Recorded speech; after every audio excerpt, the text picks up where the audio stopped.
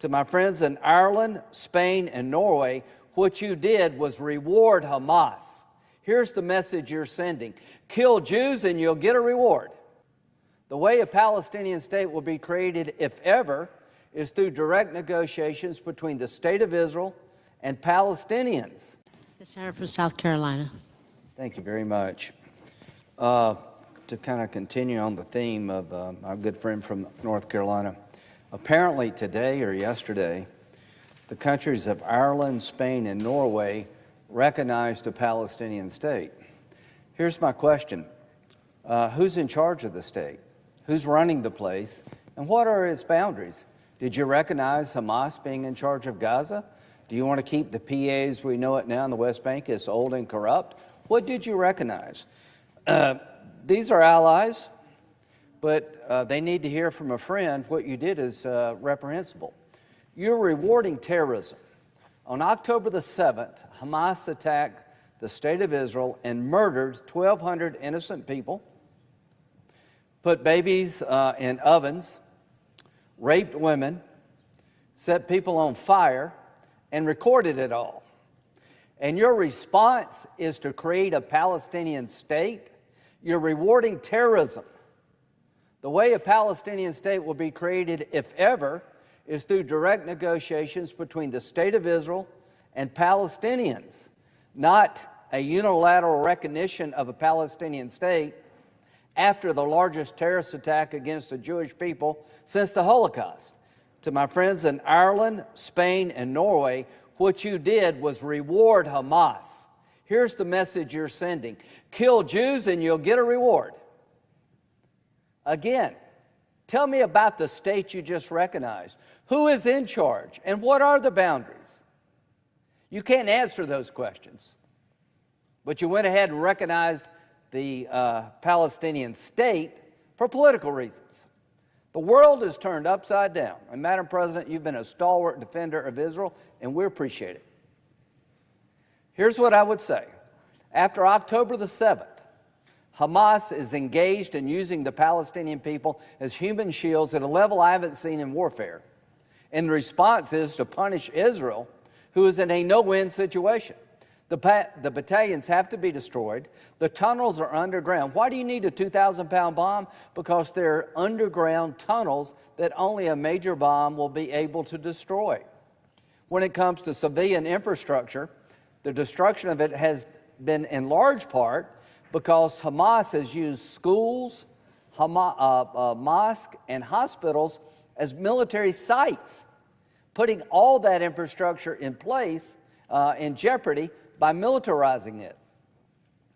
On top of all that, the International Criminal Court has decided to issue an arrest warrant for the Prime Minister of Israel and the Defense Minister of Israel, as well as Hamas leaders. Boy, is the world turned upside down. To consider Israel like Russia, Putin's had an arrest warrant issued because there's no rule of law in Russia. People fall out of windows who are opposition leaders. People get poisoned. There is no rule of law in Russia. There is a robust legal system in Israel. It's probably the pride of the world. The most independent judiciary maybe on the planet lives and resides in Israel. So Israel's not Russia, and the Prime Minister and the Defense Minister of Israel are not Hamas. But in the ICC world, they're all the same. That's despicable. Here's what's happened. Apparently, a lot of legal experts, some well-known, famous people, advised the ICC that Israel needed to be charged, the State of Israel, the Prime Minister, and the Defense Minister, they're legal experts under international law. I would not pay these people 5 cents, given my understanding of the Rome Statute.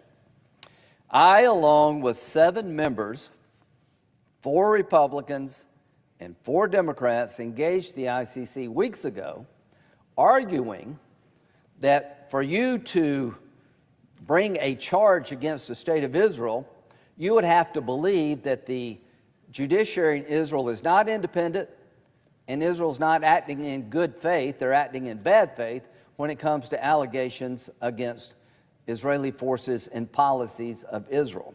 It's called complementarity. Israel is not a member of the ICC, nor are we.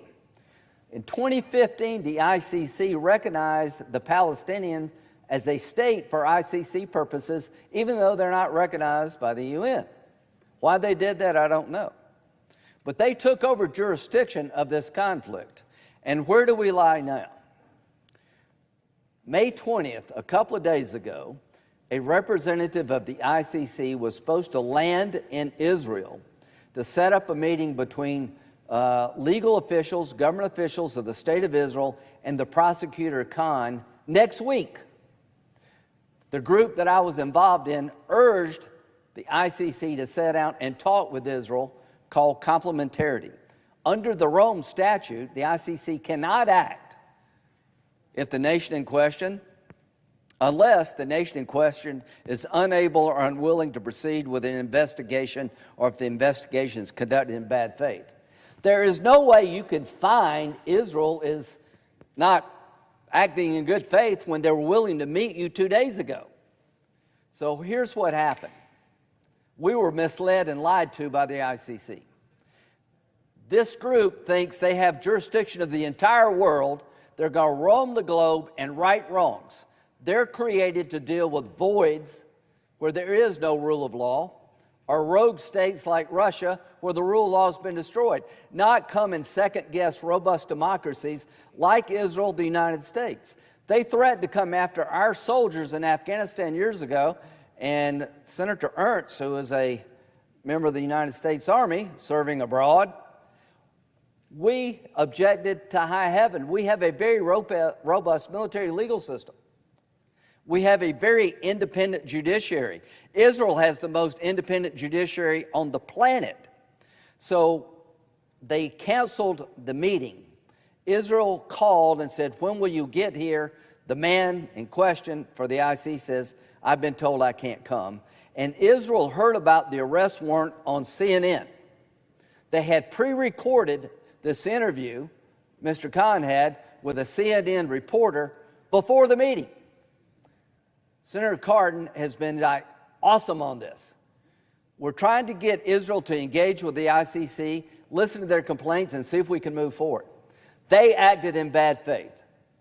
A meeting was set up, the man did not attend, and before Israel knew anything, they heard it on CNN.